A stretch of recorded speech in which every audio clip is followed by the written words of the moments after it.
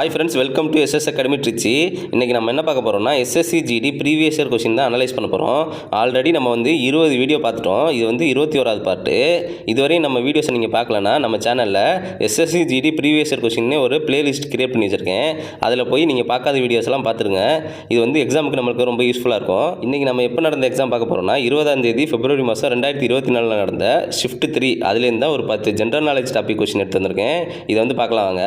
First question பாருங்கள். September மாதம் 2024 இந்திய அரசின் கனரக தொழில்துறை அமைச்சகத்தின் அமைச்சர் யார்? ஸோ இதுக்கு ஆன்சர் பார்த்தீங்கன்னா ஆப்ஷன் சி, HD குமாரசாமி. இவர் தான் கனரக தொழில்துறையின் அமைச்சராக இருந்திருப்பார். இது எந்த டாப்பிக்லேருந்து வருதுன்னா கரண்ட் அஃபேர்ஸில் அப்பாயின்மெண்ட்ஸ், நியூ அப்பாயின்மெண்ட்ஸ்லேருந்து தான் வந்திருக்கு. ஸோ 2025 நடந்த முக்கியமான அப்பாயின்மெண்ட்ஸ் எல்லாம் நம்ம ஒரு வீடியோவாக கிரியேட் பண்ணி நம்ம யூடியூப் சேனலில் போட்டிருக்கோம். நீங்கள் போய் அதை பார்த்து வச்சுக்கோங்க, அது ரொம்ப இம்பார்ட்டண்ட்டு. அடுத்தது பாருங்கள், 2வது கேள்வி. பாம்பு தெய்வமான மன்சா தேவியை வழிபடும் விழாவாக கொண்டாடப்படும் திருவிழா எது? ஸோ இந்த கொஸ்டினுக்கு ஆன்சர் பார்த்தீங்கன்னா ஆப்ஷன் டி, பிகுலா திருவிழா. அதாவது மன்சா தேவியை கொண்டாடும் திருவிழா எதுன்னு பார்த்தீங்கன்னா பிகுலா திருவிழா. ஸோ இது எதுலேருந்து வந்திருக்கு இந்த கொஸ்டின்?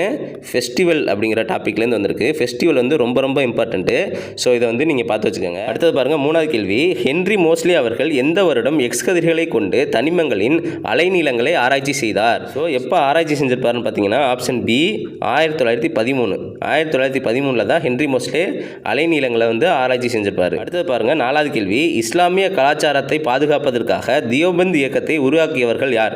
ஸோ இதுக்கு ஆன்சர் பார்த்தீங்கன்னா option C and D, Rashid Ahmad Gangohi மற்றும் முகமது காசிம் நானோதேவி. இவங்க 2 பேரும் சேர்ந்து தான் தியோபந்த் இயக்கத்தை உருவாக்கியிருப்பாங்க.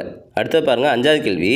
2011ஆம் ஆண்டு மக்கள் தொகை கணக்கெடுப்பின்படி எந்த மாநிலத்தில் ஆண்களின் படிப்பறிவு விகிதம் அதிகமாக உள்ளது? ஸோ இதுக்கு ஆன்சர் பார்த்தீங்கன்னா ஆப்ஷன் பி, கேரளா. கேரளாவில் தான் ஆண்களின் படிப்பறிவு விகிதம் அதிகமாக இருந்திருக்கும். இது எந்த டாப்பிக்லேருந்து வருதுன்னா இந்த கொஸ்டின் சென்சஸ் 2011லேருந்து ரெகுலராக ரிப்பீட்டடாக ஒரு கொஸ்டின் கேட்டுகிட்டே இருந்திருக்காங்க போன தடவை. ஸோ இதை பார்த்து வச்சுங்க, ரொம்ப முக்கியம் இந்த டாபிக். அடுத்தது பாருங்கள், 6வது கேள்வி. எல்லை பாதுகாப்பு படையினர் BSFன்னு சொல்லுவோம்ல, பார்டர் செக்யூரிட்டி ஃபோர்ஸின் தலைமை இயக்குனராக 2024 நியமனம் செய்யப்பட்டவர் யார்? ஸோ இதுக்கு ஆன்சர் பார்த்தீங்கன்னா ஆப்ஷன் பி, தல்ஜித் சிங் சௌத்ரி. இவங்க தான் தலைமை இயக்குனராக BSFக்கு இருந்திருப்பாங்க. இந்த கொஸ்டின் மூலமா நீங்கள் என்ன தெரிஞ்சுக்கணுன்னா CASF, CRPF, AR, SSB, அப்புறம் என்ன இருக்குது, BSF, இது எல்லாத்துக்கும் இப்போ தலைமை இயக்குனராக யார் இருக்காங்க அப்படின்னு தெரிஞ்சு வச்சுக்கோங்க. இதுலேருந்து கொஸ்டின் கேட்குறதுக்கு அதிக சான்ஸ் இருக்குது. அடுத்தது பாருங்கள், 7வது கேள்வி. பத்மபூஷன் விருது பெற்ற CV சந்திரசேகர் அவர்கள் கீழ்காணும் எந்த நடனத்துடன் தொடர்புடையவர்? ஸோ CV சந்திரசேகர் அவர்கள் எந்த நடனத்துடன் தொடர்புடையவர்னு பார்த்தீங்கன்னா ஆப்ஷன் சி, பரதநாட்டியம். இந்த கொஸ்டின் எதுலேருந்து வருது? பத்மா அவார்ட்ஸ்லேருந்து வந்திருக்கு. ஸோ லேட்டஸ்ட்டாக கொடுத்த பத்மா அவார்ட்ஸை நீங்கள் பார்த்து வச்சுக்கோங்க. இதுலேருந்து கொஸ்டின் வரதுக்கு அதிக சான்ஸ் இருக்குது. அடுத்தது பாருங்கள், 8வது கேள்வி. இந்திய அரசியலமைப்பில் உள்ள பகுதி 4 எதை பற்றி விளக்குகிறது? ஸோ இந்த கொஸ்டினுக்கு ஆன்சர் பார்த்தீங்கன்னா ஆப்ஷன் ஏ, அரசு நெறிமுறைப்படுத்தும் கோட்பாடுகள்.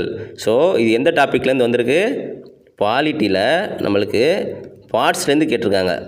இது ரொம்ப முக்கியம். இதுக்கான வீடியோ நம்ம யூடியூப் சேனல்லே இருக்குது. ஸோ இதை பார்த்து வச்சுக்கோங்க. இதுலேருந்து கொஸ்டின் கேட்குறதுக்கு அதிக சான்ஸ் இருக்குது. அடுத்தது பாருங்கள், 9வது கேள்வி. கீழ்காணும் எந்த 5ஆண்டு திட்டம் தற்சார்பு பொருளாதாரத்தை முக்கிய குறிக்கோளாக கொண்டது?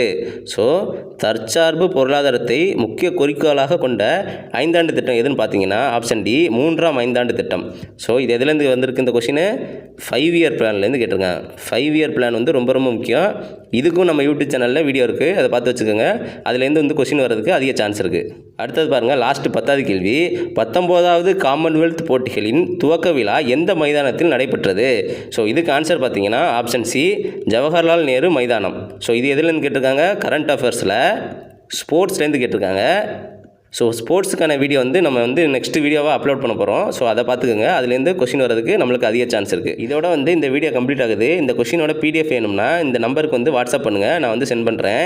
ஸோ கன்சிஸ்டண்ட்டாக கண்டினியூஸாக படிங்க. Okay friends, all the best. Thank you.